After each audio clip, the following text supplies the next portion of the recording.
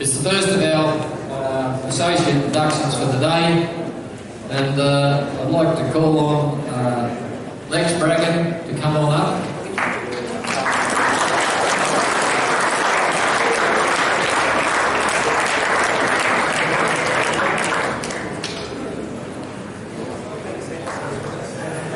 Okay, we've got other representatives of the Bracken family.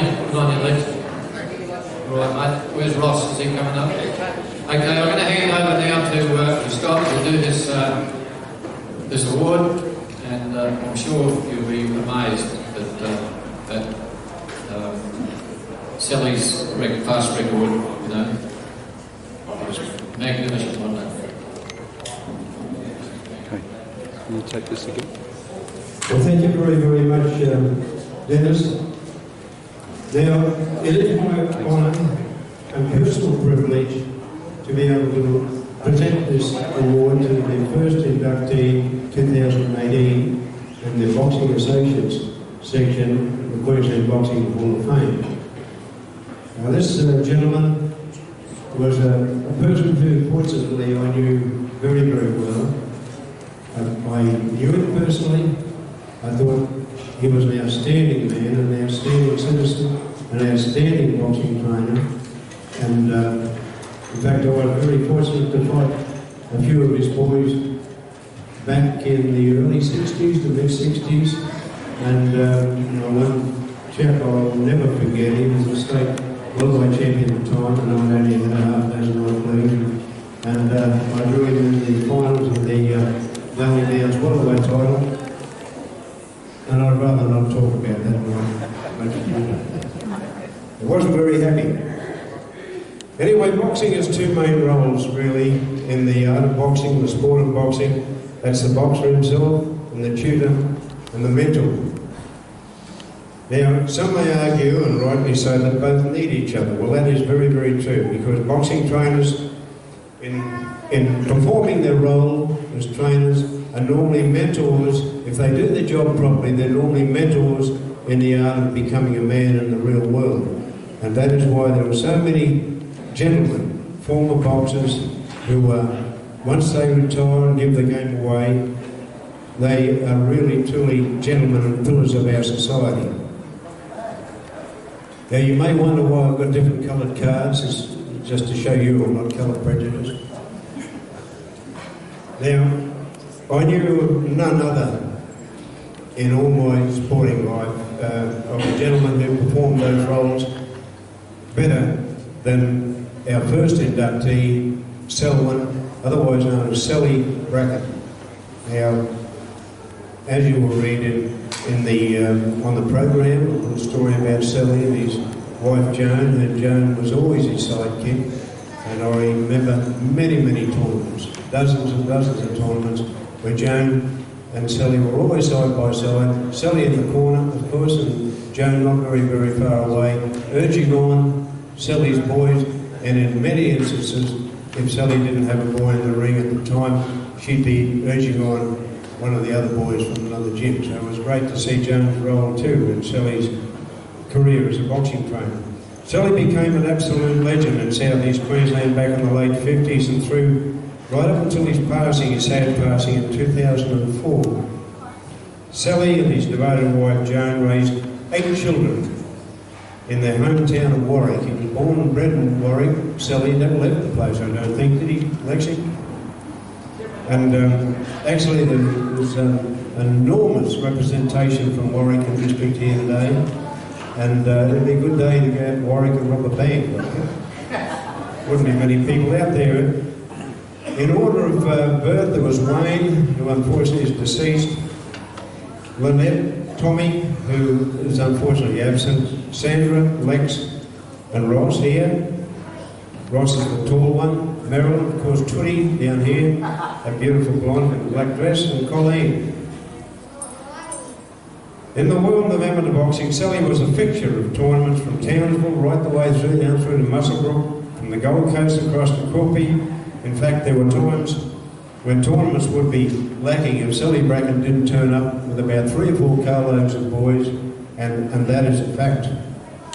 In later years, as you will hear and read, late years through, I think, a donation from somebody in Warwick or Governor Windy. Selly was able to obtain a bus, and he would take busloads of boys to tournaments all over the place. And if there were 20 odd fights on the night, on any particular night, you could bet your boots that Selly had about 18 representatives. And I can still see him to this day in the corner, and as you can see on the photographs up to the end of the Bracken table there. And this is his hat here. This is the actual little hat, pork pie hat. He was a cross. He looked like a cross between an Eagle Farm bookmaker and a punter. But in actual fact, he was the leading amateur boxing trainer in Queensland at the time. And of course, his reputation and popularity is very, very evident by the number of people who are attending here today to support the memory of Selly Bracken. And I couldn't really top what other people have written about Selly, but I always referred to him over the years as Mr. Amateur Boxing in Queensland. And it is my great pleasure today to present the inducteeship to two of his sons, and that's Lexi here in the check shirt and Ross over there in the dark blue shirt. Now,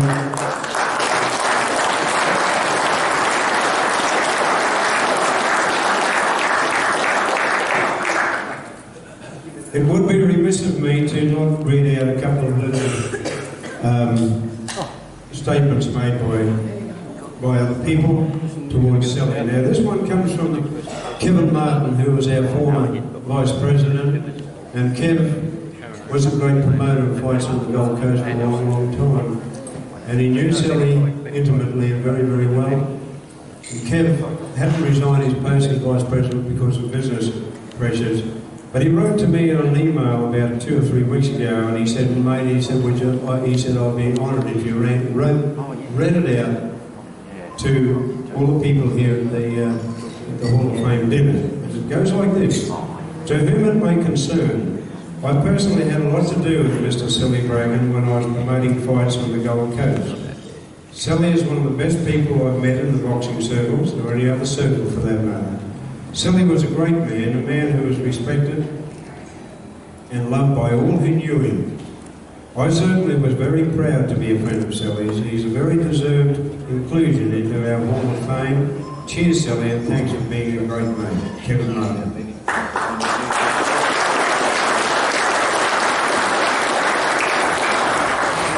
Thank you, and this won't take long. I know it's a big sheet of paper, but it won't take long. It was written by a former fighter that Selly trained years ago, and this chap, Mark Fleor, wasn't it, Jeff? Or Mark, is Mark here today? No, he's not.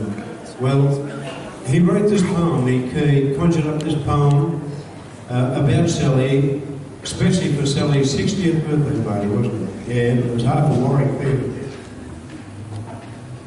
It says like this, and I'll read it as it's written, so if I've left any G's off the end of fishing or something, it's fishing, not fishing. I've crossed some real mud brawlers in the pubs around this state, but few would ever come from Selly Bracken's camp, old mate. A pug would never graduate, they'd find themselves in strife. He knew the game of boxing, but he taught the rules of life. Now, Selly doesn't stop to talk too often, that's his way. Though what he says means something, which is pretty rare these days. From Corby down to Muswellbrook, respect is now his friend. Well earned, hard fought, deserved no doubt, and with him till the end. He grew up squeezing milkers, and for the city people, milkers are house cows and dairy cows. He grew up squeezing milkers just due west of that divide that separates the coasties from the place where we abide. Where hunting pigs or fishing by a campfire's often done, and yarns are spun by starlight with a hearty nip of rum. He took himself some titles, boxing hero on the downs, and ever since he's been producing champions abound. But he's never trained a smart ass. They wouldn't last a night. There's a set of rules of boxing and another if you fight.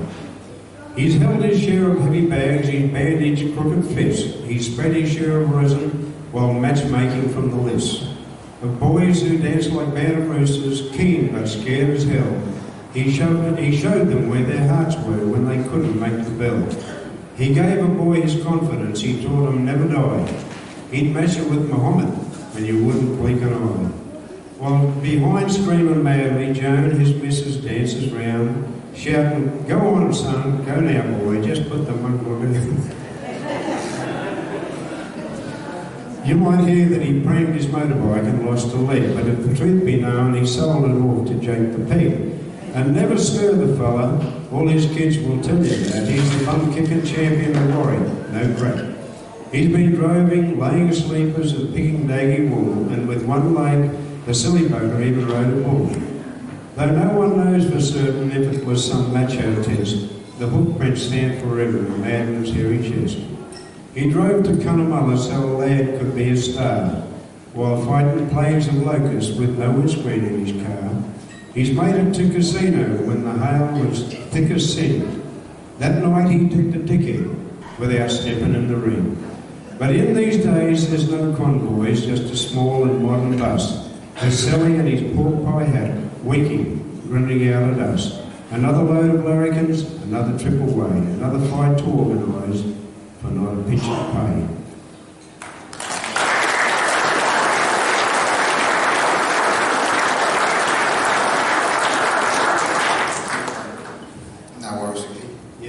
Now, ladies and gentlemen, before I present this award, I'd like to ask Lexi and Ross a few little questions that might be of interest to somebody, because it always is in the boxing world, in boxing families, in boxing gyms, etc.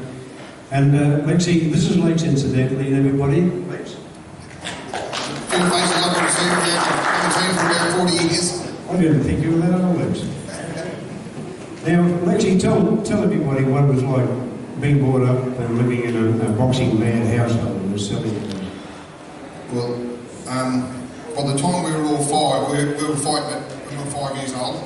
I remember my first few fights, big old gloves come up the elbows, pull a horse hair, you can hardly hold them up, get little skinny arms.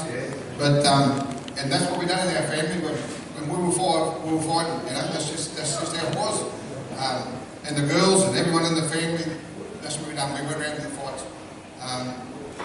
There was, you know, half the town, by the time the 60s and the 70s, there was, you know, 40 or 50 good fighters in our club. And sometimes at the tournaments, there wasn't really a tournament until we turned up. When the bus turned up, there were 20 were offered. And we went everywhere, mate. We went from, as you said, up to Bundaberg and Rockhampton, down to Dubbo, Muswellbrook, down to Coolby, Cunnamulla. And the odd time that we weren't on the road fighting, if we didn't do that, we were out picking up or shooting, and everyone would go out there with us. There'd be 30 or 40 of us go out in the bush for a week. So it was just like a big family, you know. It wasn't only the sport, it was just it was the social life as much as anything with the old man. He loved having people around him, and he was a big family in Warwick. Actually, the people that come down today, and I thank everyone for coming, and some people come from Inglewood, some good friends of ours.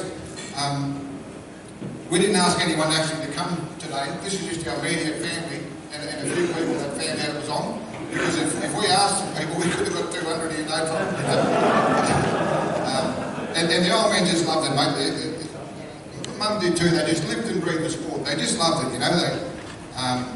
There was, in the early days, up until the old man never drank for about the last 30 or 40 years, but he used to have a few before that. And I remember when I was a kid, we'd go to the fights wherever they were. The weigh-ins would be in the afternoon, and everyone would weigh in, and the old man would be the matchmaker most of the time.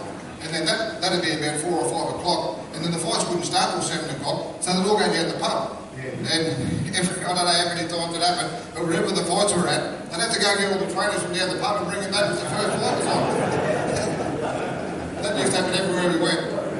And often at the fights, after the fights, nearly every club, they'd have a few cup of tea and sandwiches after the fights, had a few beers most of the time.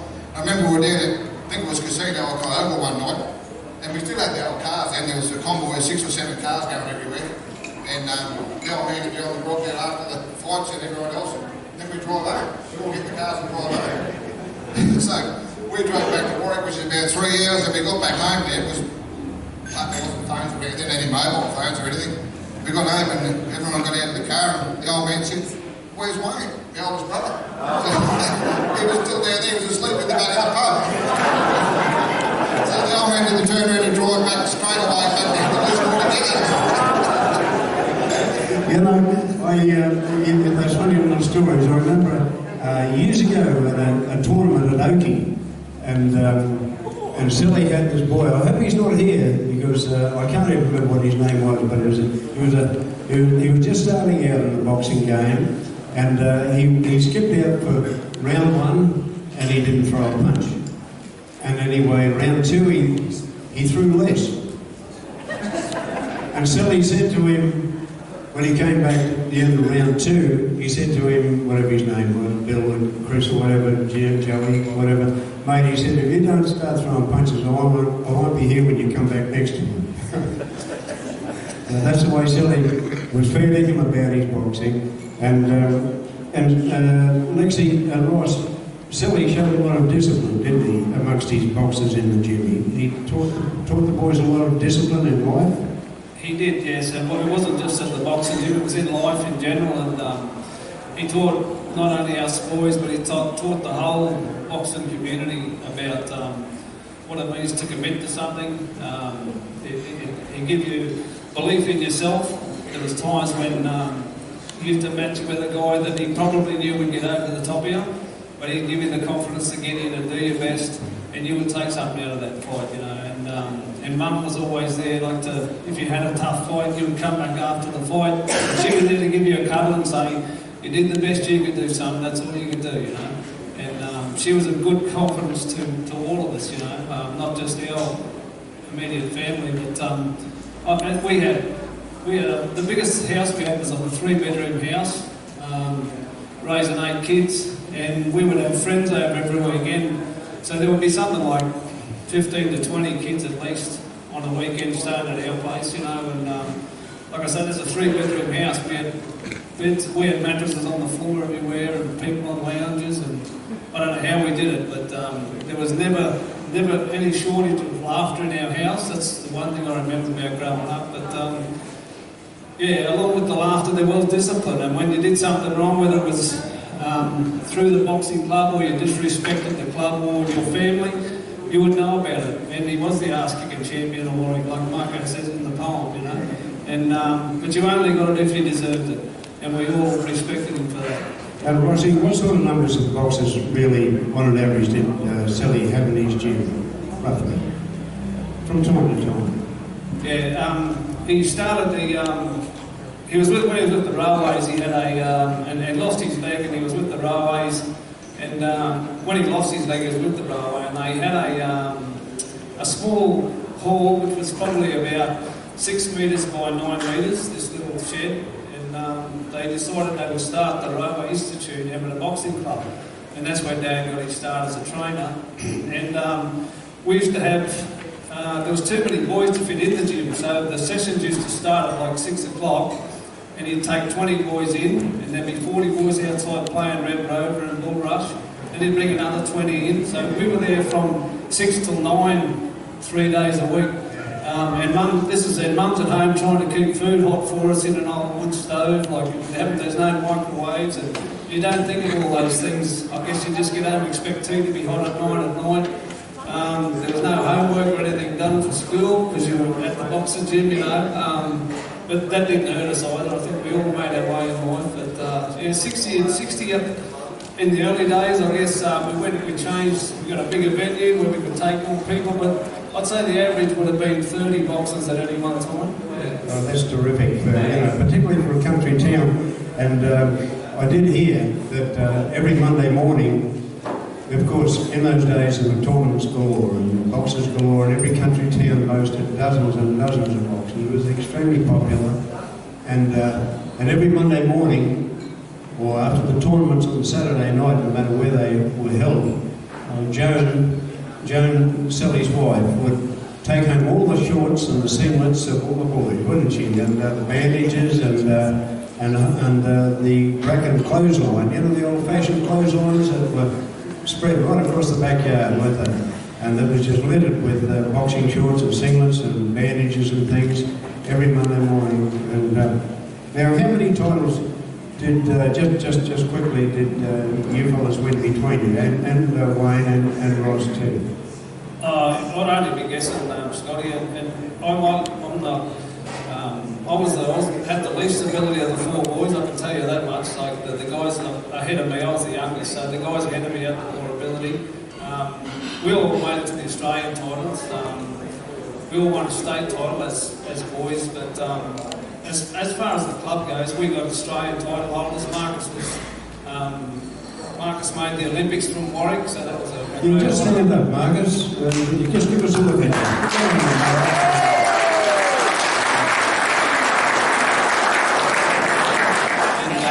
I guess Sel give Marcus in his earlier career. Marcus' dad was Marcus's trainer, and but we got Australian titles in Warwick. Mate, there's probably a dozen at least Australian title holders, probably 50 state title holders at least. Dozens and dozens of golden gloves and schoolboys. We used to go all the way to Cunnamulla for the Southwest titles, they used to call them back then. So there was all sorts of titles. There would be probably close to 1,000 over the years, you know, with the boys. That's terrific. That is absolutely tremendous, and there were a lot of provincial titles, weren't there? You know, White Bay titles, Lower Down, Southwest Queensland, Southeast Queensland, etc., etc. And Lexi, how did it come about that? Just finally, how did it come about that Selly went from all the boxes being transported in a convoy of cars to all the toilets to having a bus? Originally, it would have been in the early 70s, there was a doctor in town, Dr. Jones, wasn't he? Osborne.